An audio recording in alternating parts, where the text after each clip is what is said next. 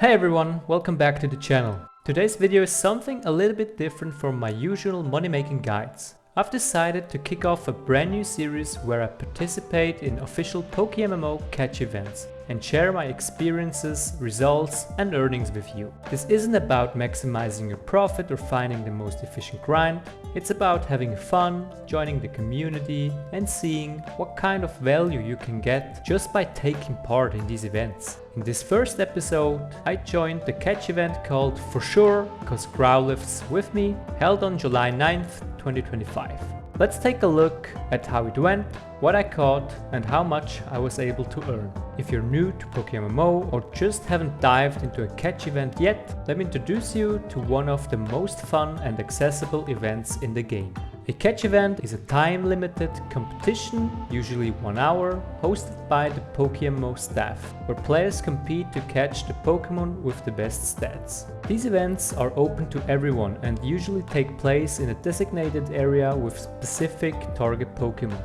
The goal is to catch the best possible Pokemon according to the event's scoring rules. I really like these events because you don't need to be a PvP pro or have millions of Pokéyen. Just bring your Poké Balls, a bit of luck and your love for the hunt. Winners can earn reward points, Pokemon with maxed IVs or even shiny Pokemon. But even if you don't win, it's a great way to engage in the community and maybe even make some money or encounter a shiny Pokemon along the way. Let's take a closer look at the event. This event took place on July 9th, 2025 at 5 PM UTC. Participants had 1 hour to achieve the highest possible score on Route 5 in Kanto. The score was calculated as follows: total sum of IVs plus species bonus plus nature bonus. It's important to note that not every Pokemon counted as a valid entry.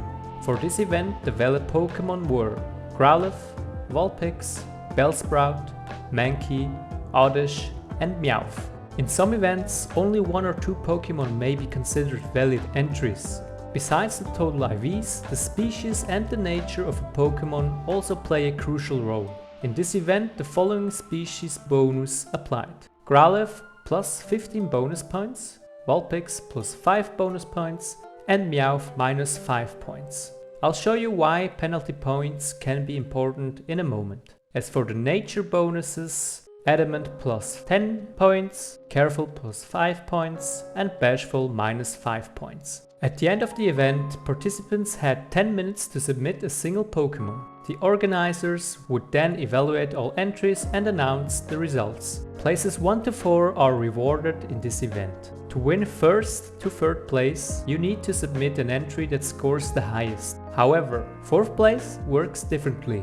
To achieve it, you must submit an entry that scores the lowest. This makes penalty points especially important if you're aiming for that spot. As for the rewards, both third and fourth place receive 250 reward points, second place earns 500 RP and the winner receives 1000 RP along with a shiny Growlithe. This Growlithe comes with a nature of your choice, 2 custom moves, 3 selectable IVs and 3 additional IVs set to 28. Before we get to the results, if you're enjoying this new series, please like the video, subscribe to the channel and leave me some feedback in the comments. For a small channel like mine, your support means the world. Thank you so much. Okay, without further ado, let's continue with the results. In catch event like this, there are many strategies you can follow. Do you only catch the Pokemon that give the highest bonus points? Do you go for all valid Pokemon? Do you use a synchronized Pokemon to influence the nature?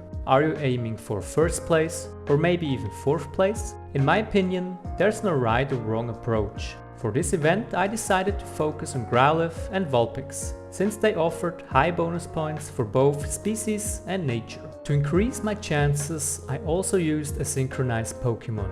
Over the course of 1 hour, I had a total of 190 encounters. Out of those, 12 were Growlithe, about 6%, and 10 were Vulpix, around 5%. The most common Pokemon was Mankey with 44 encounters. Though I should mention that I ran into a few hordes with 3 Mankeys at once. I caught every Growlithe and Vulpix I encountered, using a total of 24 Poké Balls. The catch rate was 91.6%. Here you can see a list of the Pokémon I caught.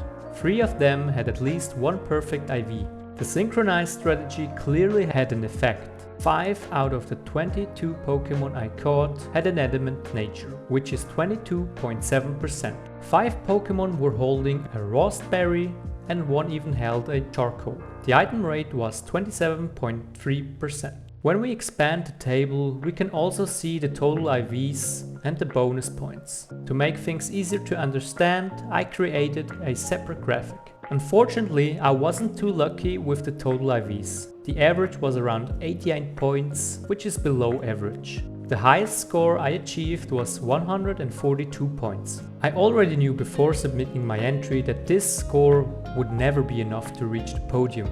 Here are the winners of the event. Congratulations to Xelox, Weiss, Plippyplop and TG Fozzy for their amazing results. Now, there's one more question. Did we at least earn some Pokéyen? The total earnings come from the Growlithe and Vulpix sold, as well as the items they were holding. One Growlithe is especially worth mentioning. It had an adamant nature and a perfect 31 IV in HP. I was able to sell it for 11,000 Pokéyen. In total, we generated 59,100 Pokéyen in revenue. The costs, which include the Poké Balls used and the listing fees, amounted to 26,800 Pokéyen. After subtracting the costs from the revenue, we're left with a net profit of 32,300 Pokéyen. This catch event was a great reminder of what makes community events so special. While the goal may be to score high or even aim for the 4th place with clever strategies, the real value lies in the shared experience, the excitement of the hunt, and the fun of comparing results with each other. Even though I didn't make it to the podium, I still walked away with a profit, some good catches, and a deeper appreciation for the strategic depth these events can offer. Thanks so much for watching all the way to the end. If you enjoyed the video, please consider leaving a like, subscribing to the channel and dropping a comment below. It might seem small, but your support makes a huge difference, and I'm genuinely thankful for it. Also, what do you think about this new series on catch events? I'd love to hear your thoughts. Let me know in the comments. Your feedback helps me improve and shape future content. Okay, that's gonna do it. Stay awesome and see you at the next event.